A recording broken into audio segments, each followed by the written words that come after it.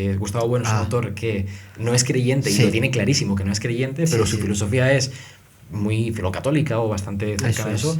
Y estos autores no son así. Sí, yo por ejemplo con Unamuno lo contrapongo, ¿no? Perdona, con son Unamuno. los dos autores, digamos, que he estudiado, porque luego cuando, he hecho otro TFG sobre Hay que fardar de Don Gustavo Bueno. Aquí también hay que llamarle Don Gustavo Bueno, ¿no? Como buen profesor de universidad que fue. Es verdad que parece ser que hay como un relevo, porque Don Gustavo Bueno nace en el 1924, que es pocos años antes, 10 años antes de que muera Unamuno, y muere ahora reciente, en el 2016, ¿no? Y lo mismo que Unamuno, digamos, se identifica como católico, ¿no? O como cristiano, ¿no? Muchas veces dice él que soy un cura laico, ¿no? O sea, usa hasta estas expresiones. Pero luego cuando vas a leer sus textos, ¿no? Salen los problemas que decíamos, ¿no? En cuanto a la visión de Dios, la visión de la fe, la visión de los dogmas, la visión de la Iglesia. Yo creo que lo mismo en el lado opuesto sucede con Gustavo Bueno. Porque Gustavo Bueno dice claramente que es ateo, ¿no? Que los que dicen que creen en Dios no saben lo que dicen, que la idea de Dios es una tautología, por tanto vacía, y señala eso, ¿no? Señala eso. Pero luego vas a estudiar su filosofía y te das cuenta que muchos presupuestos filosóficos son favorables e incluso los mismos que podría tener una teología católica, como puede ser una teología de Santo Tomás o de Suárez o de otros autores, ¿no? Entonces yo por eso le opongo, en este sentido le opongo, que uno se dice cristiano, luego vas a ver los presupuestos filosóficos con los que se maneja y teológicos, y luego dices a lo mejor no es tan cristiano, y en cambio con Gustavo Bueno dices, sí, se dice que es ateo, pero luego voy a ver su filosofía, ¿no? Y lo que dice, y en cambio casi que me como que no quiere reconocer que es cristiano, ¿no? Es verdad también que Gustavo Bueno ha defendido siempre el papel de la Iglesia, ya que antes hemos tocado el tema del prejuicio oscurantista, ¿no? La Iglesia como enemigo del progreso.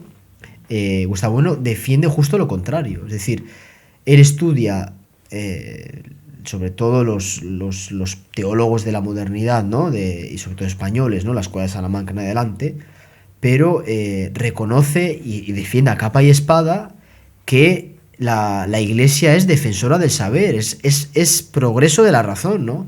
La Iglesia en su historia ha contribuido a la razón como ninguna otra religión, él lo dice, ¿no? También comparándolo con el Islam, ¿no? Sobre todo con el Islam medieval, ¿no? Que era más, digamos, más sonado, ¿no? En ámbito de la teología, ¿no? Y por eso, al fin y al cabo, en efectos prácticos, Gustavo Bueno, por eso se llama a sí mismo un ateo católico, ¿no? O sea, soy un ateo, pero bueno, estoy con la Iglesia en el sentido de que ha sido un gran aliciente para el saber, para el pensamiento. La Iglesia nos pone a pensar. Por ejemplo, cuando salió en los años 80 la encíclica de Juan Pablo II, Fides et Ratio, bueno, pues... Los 90, creo. En los 90 sí, fue, o en los 80, no me acuerdo qué año. 98. Eso, 98, pues, al menos... Sí. Bueno, pues... ¿Qué más da? Pues, ¿qué más Perdona. Gustavo Bueno lo celebró y dijo... Esta cosa es fantástica porque el equilibrio fe y razón es fabuloso, ¿no? Y Gustavo Bueno admira digamos, el gran equilibrio fe y razón que los mejores teólogos que ha tenido la Iglesia a lo largo de su historia hacen, ¿no? Que es un equilibrio que huye del racionalismo propio de la Ilustración y del positivismo, y huye también del fideísmo propio de la reacción a ese racionalismo, ¿no? Aplicándolo todo a la autoridad, ¿no? Esto es así porque lo dice fulano, en mengano, y entonces la razón la dejamos como apagada, ¿no? O fuera de cobertura. Entonces, yo creo que sí que Gustavo Bueno es eso.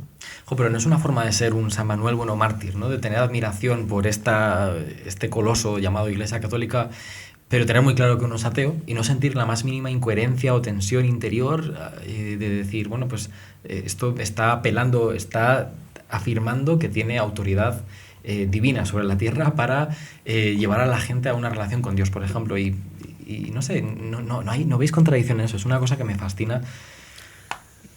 Yo lo que le iba a decir ahora mismo, ya a modo de crítica, empezamos la pelea. Empieza el debate. Fíjate que antes a Unamuno le hemos dado palos por el tema de que hemos dicho que era como un pragmatismo, ¿no?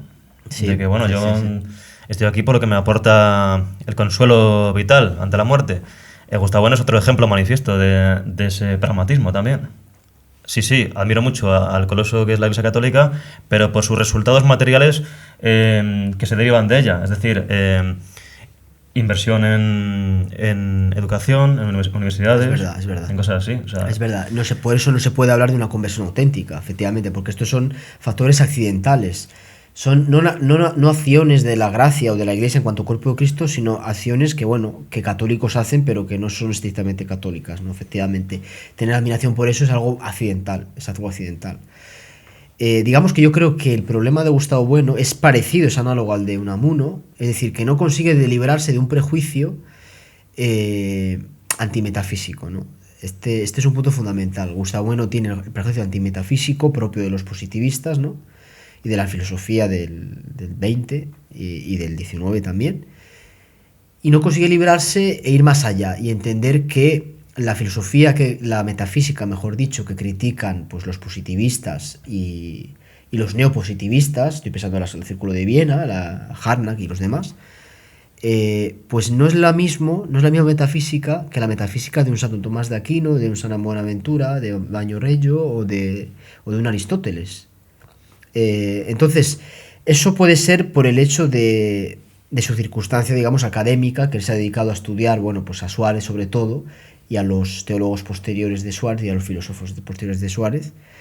Y claro, ya es un inicio, en estos autores se da ya una vuelta a la metafísica y como que se incluye a Dios, se encierra a Dios en el ámbito ya mundano que él llama, ¿no?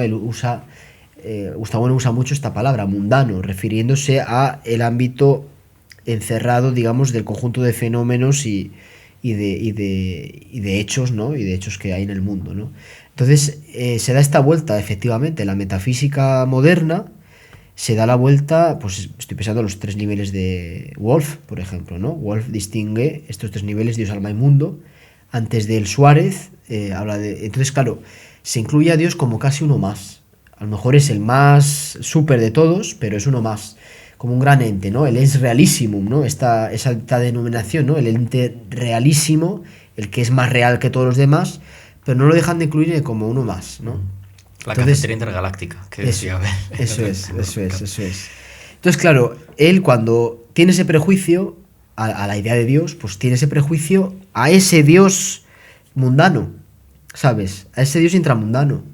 Entonces yo creo que le faltaba profundizar, le ha faltado, pues a lo mejor investigar más, ¿no? Y entender mejor ese Dios, digamos, auténticamente cristiano, que va más allá de todo género, como dice Santo Tomás, ¿no? Dice, Dios no es un ente más, Dios está más allá de toda especie y de todo género. Y se ve muy claro en las primeras cuestiones, cuando habla de Deo 1, sobre la unidad de Dios, ¿no? La primera parte de la Suma Teológica. No sé si en la cuestión 13 o en la cuestión 12 hay un artículo en el que habla de la relación y la semejanza entre Dios y la criatura. Y habla de la distancia que hay entre la criatura y Dios. Y pone un ejemplo muy interesante. Dice, para delimitar esta distancia, pone el ejemplo, por ejemplo, de, valga la redundancia, del sol y por ejemplo, un alimento que te comes, ¿no? Y un trozo de carne. Dice, podemos decir que hay una semejanza genérica entre el sol y el trozo de carne que comes, porque claro, el trozo de carne se parece al sol en cuanto a que el animal del que proviene se ha alimentado de hierba y que esta a su vez ha tenido sus nutrientes por la luz del sol, etc. Entonces, en una manera muy genérica, podemos decir que el trozo de carne que comes es parecido al sol, se asemeja al sol. Dice, bueno, si esto lo podemos hacer de una manera genérica, todavía más distancia hay entre Dios y la criatura, porque Dios está más allá de todo género. Entonces, todavía más distancia hay entre un parangón entre criatura y Dios que entre el trozo de carne y el sol, que es una distancia, es una semejanza genérica. La semejanza entre Dios y la criatura está todavía más allá. Entonces, es muy interesante que yo creo que si esto hubiera estado más central en el estudio o en el materialismo filosófico, en el estudio de Gustavo Bueno, pues hubiera habido más posibilidad de conversión, de una conversión total, o sea, de una conversión a ese Dios que va más allá de nuestro mundo, ¿no? Que es el fundamento ontológico de nuestro mundo, el hecho de que es el ser mismo por sí subsistente, ¿no? Es decir, no es un ente, sino es lo que está más allá del ente, que yo creo que es lo que Platón empieza a intuir cuando habla el epekeina tesusías, ¿no? La idea de bien que está más allá de todas las esencias, ¿no? O sea, ese es más allá que supera infinitamente, ¿no? El campo de alcance nuestro es lo que es la idea de Dios que nos da las escrituras, ¿no? Cuando dice yo soy el que soy, ¿no? Cuando Dios se revela a Moisés en el monte Horeb con la zarza ardiente, yo soy el que soy. Claro, nada de este mundo puede decirse que es lo que es, ¿no? Porque todo lo que hay ha sido y luego ha habido un momento en el que no ha sido y luego un momento en el que ha sido y otro momento en el que no va a volver a ser, ¿no? Entonces, bueno, es lo que puedo decir en diferencia con Gustavo Bueno y la semejanza que tiene también con Unamuno, en ese prejuicio que no acaba de superar, ¿no? Sí. Bueno, es que me parece que es mucho pedirle a Gustavo Bueno que no por nada, eso no lo digo a mal, nada, pero porque ir más allá del mundo no es algo que contemple un sistema como el buenista, por sus propios axiomas. O sea, él, si no me equivoco, se acoge a la máxima de Wittgenstein, ¿no? En el sentido de no puedo ir más allá de los límites del lenguaje, del mundo. Entonces, claro, lógicamente va a abandonar esa empresa de querer ir más allá. ¿Para qué? Si no va a creer que pueda sacar nada provechoso de ahí. Entonces, yo lo veo inviable totalmente, vamos, que él intente algo así.